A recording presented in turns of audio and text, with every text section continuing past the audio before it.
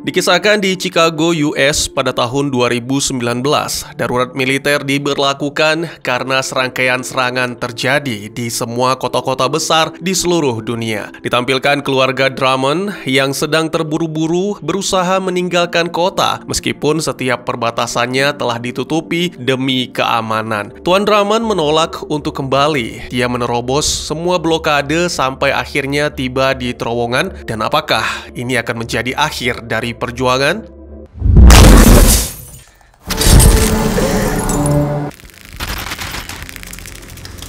Ya, apa yang sebenarnya terjadi? Selamat datang dan selamat berjumpa kembali bersama saya Teguh Gusto. Bagaimanapun kabar dan dimanapun kalian berada, libur atau lembur, tentunya saya doakan semoga teman-teman sekeluarga sehat-sehat saja. Seperti biasa, saya akan bercerita tentang sebuah film yang mana kali ini tak kalah seru berjudul Captive State. Film yang rilis pada tahun 2019 ini disutradarai oleh Rupert Wyatt serta dibintangi oleh para aktor yang tentunya sudah sangat berpengalaman dalam bidangnya. Baik, tidak usah berlama-lama, segera siapkan kopinya dan mari kita lanjutkan cerita. 9 tahun telah berlalu, akhirnya manusia menyerah sehingga kini berada di bawah kendali para penjajah, yaitu alien atau makhluk asing. Kegiatan produksi yang sangat penting, termasuk pembangkit listrik, telah dipulihkan di seluruh dunia. Alien menyebut diri mereka sebagai legislator karena hukum dan aturan berasal dari mereka. Selain itu, manusia juga dipaksa membangun suatu tempat di bawah tanah sesuai dengan habitat alien, yang mana disebut sebagai closed zone atau zona tertutup. Disebut demikian karena hanya para manusia yang memiliki jabatan tinggilah yang boleh memasukinya.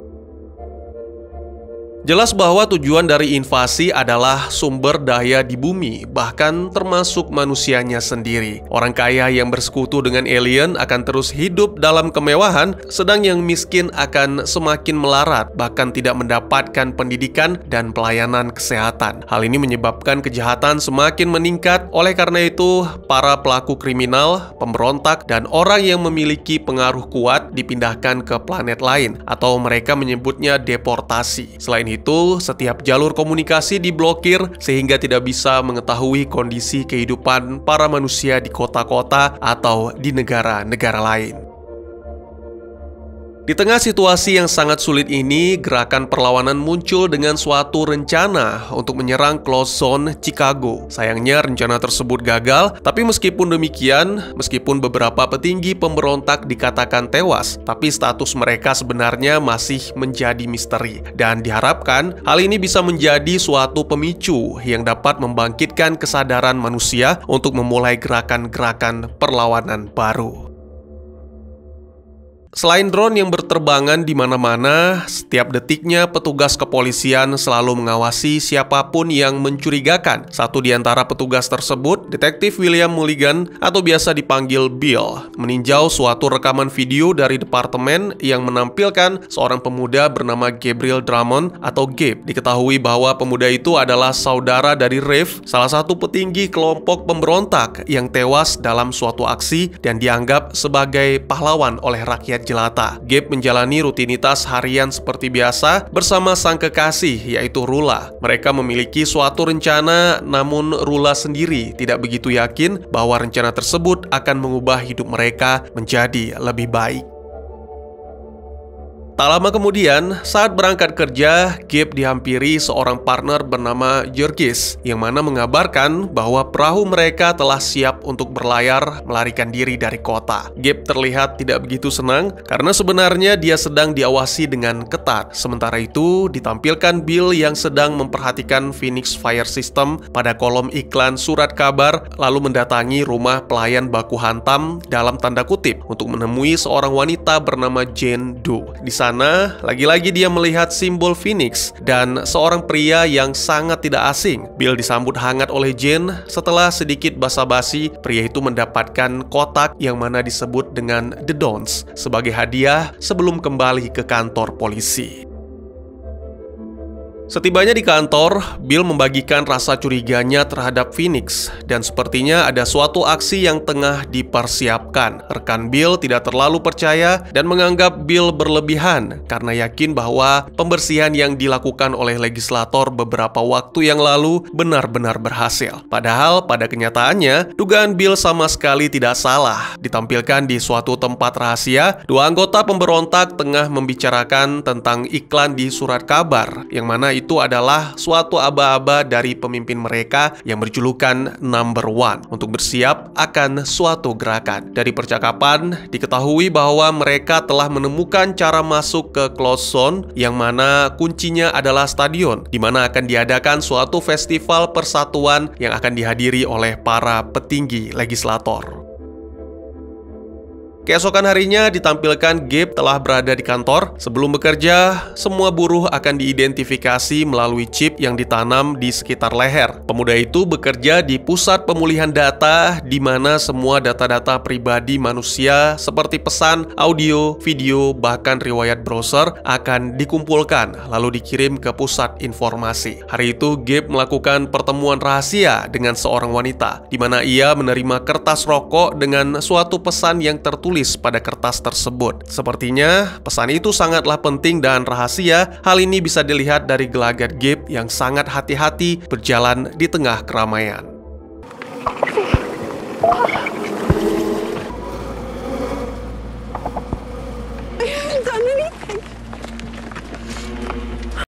Di saat yang sama, di tempat lain, ditampilkan sebuah kapal pengangkut sedang membawa kloter kesekian dari orang-orang yang akan dijadikan budak untuk bekerja di tambang alien yang berlokasi di planet lain. Ditampilkan juga di sekitar perbatasan kota, robot-robot raksasa berdiri dengan bersenjatakan lengkap. Ini dimaksudkan agar tidak ada orang yang melarikan diri atau masuk ke kota tersebut. Gabe kembali menemui Jurgis untuk membahas tentang rencana. Kini yang mereka butuhkan hanya satu hal lagi, yaitu uang. Gabe kecewa mengetahui Jurgis menggunakan uang simpanan untuk membeli sebuah pistol, sehingga terjadilah pertengkaran sampai akhirnya terdengar suara sirine polisi.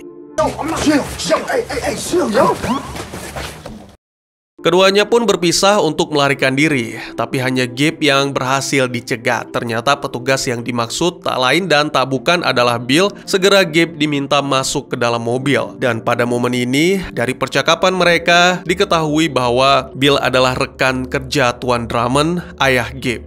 You have no right to be talking about my family. Your dad was my partner. Bill ingin mengingatkan Gabe agar jangan sampai terpengaruh dan melakukan kesalahan seperti yang dilakukan Rafe. Gabe merasa kesal dan menegaskan kembali bahwa dirinya sama sekali tidak memiliki informasi apapun tentang pemberontak.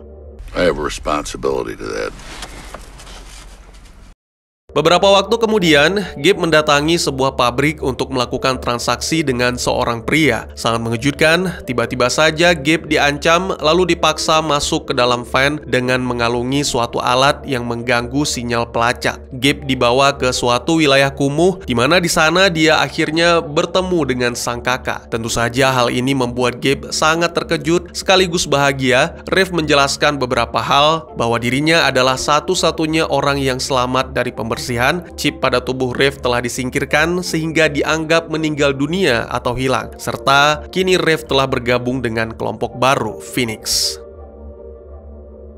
Selanjutnya, Rafe menerima kertas rokok bertuliskan pesan dan memberikan sejumlah uang kepada Gabe sebagai bayaran. Rafe juga meminta Gabe untuk meninggalkan kota karena Phoenix berencana untuk melakukan aksi menyerang legislator. Terjadi perdebatan di antara dua bersaudara itu. Rafe mengingatkan kembali tentang apa yang dikatakan sang ayah, yaitu bersatu dan melawan penjajahan. Inilah yang membuatnya tetap berjuang, walaupun selama 9 tahun kelompok pemberontak selalu gagal. Can get back to the way that things used to be. Don't you get it? It's a lie, Gabe. They gonna take everything. Setelah cukup yakin, Gabe bergegas kembali ke kediaman, meminta sang kekasih untuk mengemasi barang-barang agar bersama-sama meninggalkan kota. Rula menolak dan mencoba meyakinkan Gabe untuk tinggal, bahkan setelah melihat uang dan mendengarkan penjelasan tentang Rev yang masih hidup, gadis itu tetap meminta Gabe untuk menghentikan rencana, karena itu akan tercatat sebagai suatu kejahatan. Gabe pun dengan kesal meninggalkan Rula, dan tiba-tiba saja dia menyadari sedang diintai oleh Bill.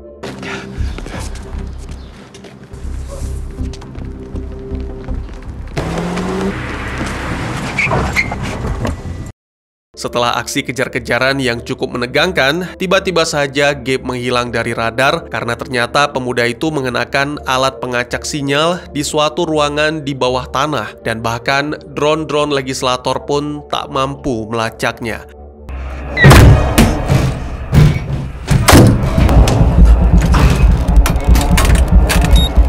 Tak ada pilihan bagi Bill selain kembali ke kantor, tepatnya di sebuah ruangan di mana dia dengan fokus melacak dan mencatat setiap hal-hal mencurigakan tentang gerak-gerik pemberontak. Dan dari alat pelacak yang secara diam-diam ditempatkan di tubuh Gabe, dia telah mengetahui bahwa saat ini Rev masih hidup. Ya, saat ini Rev memulai rencana dengan mengirim pesan menggunakan merpati, yang mana setelah kode itu dipecahkan, kelompok tersebut menemukan target mereka, merupakan seorang pejabat yang akan dijadikan pembawa paket. Kemudian informasi tersebut segera disebarkan kepada anggota-anggota lain melalui kolom iklan, siaran radio, bahkan kode berupa gonggongan anjing. Masing-masing dari anggota sudah memiliki sinyalnya sendiri untuk berkumpul di suatu tempat dan menjalani operasi pencabutan chip. Kemudian, salah satu pemimpin operasi menemui seorang pedagang gelap untuk mendapatkan chip-chip milik warga yang taat hukum namun meninggal dunia akibat penyakit keras atau kecelakaan, yang mana nantinya chip-chip tersebut akan ditempatkan di dalam mulut dengan alat khusus oleh tim yang beraksi di lapangan. Kembali ke Rev bersama dengan pastor yang juga merupakan anggota pemberontak. Dia menemui seorang wanita pedagang senjata. Dari wanita itu, mereka membeli sebuah alat canggih yang mampu berkamuflase. Dengan alat itu, rencananya para pemberontak akan menyembunyikan peledak agar tidak terdeteksi. Pada hari yang dinantikan, tepatnya saat festival diadakan, seluruh anggota Phoenix yang akan menjalankan operasi berkumpul untuk membicarakan rencana serta membagikan chip-chip baru. Terakhir, mereka juga menerima tablet racun yang mana akan digunakan jika nantinya tertangkap. Karena jika mereka tertangkap hidup-hidup, maka seluruh informasi akan terbongkar. Pada akhirnya, rencana berjalan mulus meskipun ada sedikit kendala karena target mereka mengubah lokasi pertemuan.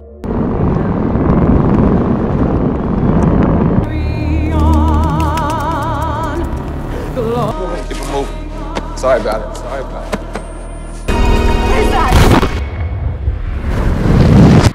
Setelah ledakan terjadi, segera legislator menutup lokasi dan semua jalan-jalan diblokir demi menangkap para pelaku. Pendeta adalah yang pertama tertangkap namun tewas tertembak. Sedangkan Rev dicegat oleh salah satu alien di area parkir. Dia sempat bersembunyi di salah satu mobil, namun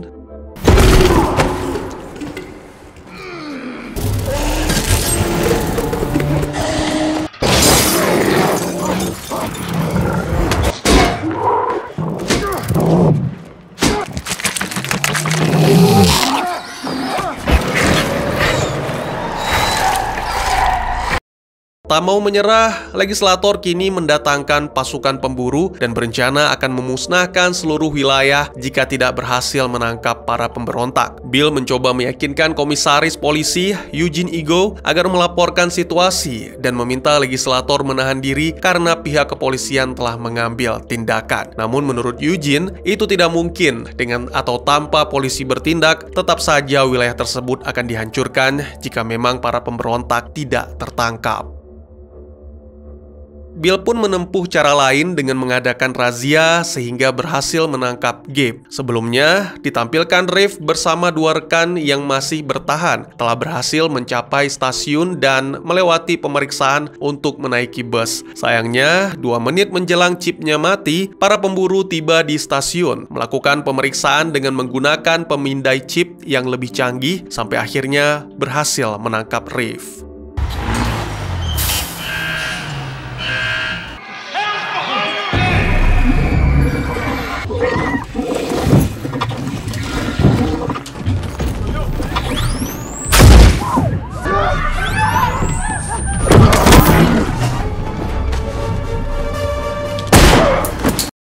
Beberapa waktu kemudian, Gabe dibawa untuk menyaksikan bagaimana Reeve disiksa dengan kejam atas perintah legislator. Bill bisa saja menghentikan siksaan tersebut, tapi dengan syarat Gabe harus mau bekerja sama mendapatkan informasi tentang keberadaan Number One. Tidak ada pilihan selain menyetujui. Pemuda itu pun kembali menemui pria dengan Van, lalu dipertemukan dengan beberapa petinggi Phoenix dengan mengakui bahwa dirinya adik Reeve serta menginformasikan tentang kehancuran distrik dan pintu jalan masuk ke Close Zone. Gabe akhirnya dibawa untuk bertemu dengan Number One. Beberapa waktu kemudian, pemuda itu dibawa ke rumah baku hantam dalam tanda kutip di Pilsen, lalu diarahkan ke ruangan Jane Doe. Belum sempat berkata apa-apa, polisi yang curiga segera mengirimkan pasukan dan tak lama berselang, tembakan pun dilepaskan untuk menghabisi Jane. No. Bill langsung menuju ke lokasi bersama rekan untuk melakukan penyelidikan. Banyak hal yang terungkap, mulai dari tentang rencana peledakan sampai dengan identitas Number One yang ternyata adalah Jane. Selain itu, terungkap pula bahwa selama ini Jane memasang alat perekam di balik dinding. Beberapa waktu kemudian, Bill dipanggil untuk melakukan komunikasi dengan legislator yang dibantu oleh penerjemah. Bill mengatakan bahwa kematian Number One telah diketahui oleh para anggota Phoenix, sehingga mereka membubarkan diri. Selain itu, Bill sedikit menjelaskan tentang Jane yang ternyata dulunya adalah seorang guru sejarah, namun ia berganti profesi demi mendapatkan dan merekam informasi rahasia. Untuk membuktikan, Bill meminta petugas memutar beberapa rekaman di mana terdengar suara Eugene secara aktif membocorkan informasi yang cukup penting tentang legislator. Ini membuat Eugene segera meninggalkan ruangan dan keesokan harinya mantan komisaris itu dikirim ke tambang alien bersama dengan para penjahat lain termasuk Reeve. Setelah semua ancaman di Chicago berhasil dinetralisir, Bill diangkat sebagai komisaris sementara. Pada suatu kesempatan, pria itu menemui Gabe yang kini berstatus bebas. Gabe tidak bisa menyembunyikan rasa marah dan benci kepada Bill, meskipun Reeve tidak dihukum mati. Namun Bill menawarkan suatu pemikiran baru. Memang benar, rencana Reeve gagal. Tapi bagaimana jika kegagalan tersebut adalah rencana sebenarnya? What if the plan was to fail? Like I said, you work for me now. Keesokan harinya, Gabe memeriksa kartu memori yang diberikan oleh Bill yang ternyata berisi suatu video kenangan. Ditampilkan sebuah pesta yang diadakan untuk menyambut kelahiran Gabe, di mana seluruh keluarga, sahabat, serta kerabat merekam pesan berisi ucapan selamat serta harapan untuk Gabe. Hal yang paling mengejutkan adalah dalam video tersebut terlihat Jane Doe dan juga Bill. Bersamaan dengan itu, ditampilkan Bill yang akan menghadiri pertemuan dengan para legislator. Pria itu mengenakan benda canggih kamuflase, sama seperti yang digunakan oleh Reeve dan teman-teman. Namun kali ini membawa peledak yang lebih besar.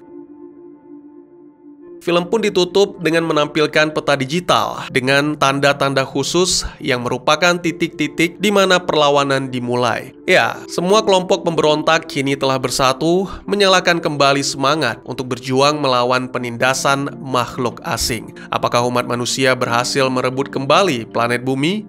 Dan tamat.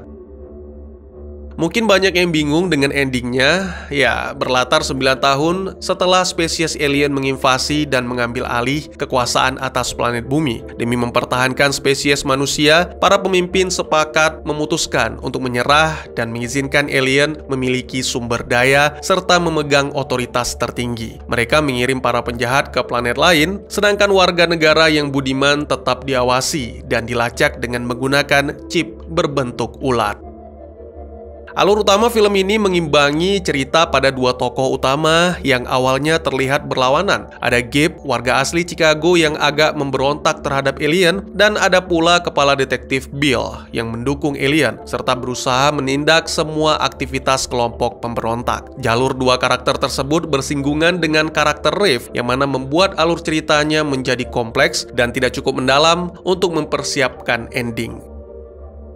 Ketika mendekati akhir, terungkap bahwa aksi kelompok pemberontak jauh lebih rumit daripada yang diperkirakan. Menurut saya ini wajar karena 9 tahun sudah mereka gagal. Oleh karena itu, pastinya kelompok tersebut belajar. Kejutannya ada di tangan Bill, yang sebenarnya adalah seorang agen yang menyamar dengan sangat baik dan bertujuan merebut jabatan demi mendapatkan akses ke markas pusat alien yang terletak di lubang raksasa di tengah-tengah kota Chicago. Ya, Bill berhasil mendapatkan promosi setelah membantu mengungkap bahwa rencana alien telah bocor ke seorang wanita pelayan baku hantam dalam tanda kutip yang sebenarnya adalah orang nomor 1 di kelompok pemberontak. Sedangkan Gabe menyaksikan video menampilkan orang tuanya beserta rekan-rekan termasuk Bill dan Jane serta beberapa kerabat lain yang ternyata menggerakkan kelompok pemberontak. Saya cukup terkejut dan sampai berpikir bahwa mungkin saja selama ini Rula adalah bagian dari kelompok pemberontak yang secara diam-diam mengendalikan pergerakan Gabe agar tidak terlalu jauh melenceng. Pada akhirnya terjadi pemberontakan besar-besaran, namun sayangnya tidak ada penjelasan apapun. Oke, mungkin ini terdengar seperti tanya jawab sendiri dan ini bukanlah yang pertama kali, tapi saya akan mencoba menjelaskan apa yang saya pikirkan. Mari kita lihat, sejak awal, Bill menjadi antagonis bagi Gabe, dan yang lebih mengejutkan, pria itu tega menyiksa Reeve yang merupakan anak sahabatnya sendiri. Ya, mungkin saja Bill sedang terpojok dan tidak memiliki pilihan lain dalam situasi tersebut. Lagi pula, saat perburuan di stasiun, Bill terlihat sangat aktif untuk menemukan Reeve supaya jangan sampai dihabisi oleh alien seperti yang dialami oleh seorang wanita rekan Reeve atau seorang pria yang menelan tablet. Jadi bisa dibilang, apa yang dialami Reeve sudah diperhitungkan dan telah diminimalisir sebisa mungkin demi persahabatan. Adapun hal kedua adalah dinamika Bill dan Jane, karena mereka telah saling mengenal selama bertahun-tahun dan mungkin juga telah terjalin asmara. Pada adegan sebelum perburuan, Bill mengatakan tidak bisa lagi melindungi Jane dan tidak dikatakan alasannya mengapa. Seperti yang kita tahu, Jane tewas tertembak, lalu polisi mendapatkan rekaman rahasia. Hal yang membingungkan adalah mengapa Jane harus tewas, padahal yang dibutuhkan hanyalah rekaman, toh mereka bisa menggunakan cara menghilang dengan pencabutan chip. Oke, pertanyaan ini tidak salah, tapi juga tidak sepenuhnya benar. Jika kita ingat kembali, misi utama Bill adalah mendapatkan promosi. Umumnya, agar mendapatkan promosi, seseorang harus memiliki seseorang harus menunjukkan prestasi. Nah, prestasinya di sini jelas. Selain mendapatkan rekaman dan mengungkapkan kesalahan Eugene, Bill juga telah mengeksekusi orang nomor 1 di kelompok pemberontak, yang mana setelah wanita itu tewas, para anggotanya membubarkan diri, sehingga secara otomatis Chicago berhasil diamankan. Atas prestasi-prestasi inilah Bill mendapatkan jabatannya sebagai komisaris yang memiliki akses untuk bertemu langsung dengan pemimpin alien. Jadi saya pikir memang sejak awal rencananya Jane harus berkorban. Oleh karena itu, Jane telah siap menunggu kedatangan Gabe dan para petugas kepolisian. Ya, dengan lebih banyak pengembangan karakter dan penguraian tentang motivasi mereka, film ini mungkin bisa menyajikan akhir yang lebih mendalam. Namun karena sang sutradara memilih pendekatan yang ambigu, kesimpulan film menjadi tidak jelas dan membuat penonton merasa ragu akan tujuan sebenarnya dari cerita dan bertanya-tanya, apakah ada dampak positif dari tindakan-tindakan yang dilakukan oleh para karakter? Bagaimana menurut kalian? Kurang lebih demikian, terima kasih buat yang sudah menyaksikan. Silakan memberikan komentar, bertanya, ataupun merequest kira-kira film apa yang menarik untuk dibahas. Bisa lewat kolom komentar, atau buat yang malu-malu bisa via DM ke Instagram saya di @teguhgusto. Insya Allah pasti akan dibaca. Mari kita jadikan kolom komentar sebagai sarana penambah wawasan dan menciptakan jalinan persaudaraan, bukan malah menjadikannya sebagai tempat pembulian sehingga menciptakan permusuhan. Jangan lupa untuk dukung terus channel ini dengan cara share, like, dan subscribe, karena dukungan dari kalian sangat berharga bagi saya demi perkembangan channel ini. Saya Gusto, sampai jumpa di video selanjutnya. Tetap semangat, tetap bersyukur setiap hari. Dadah!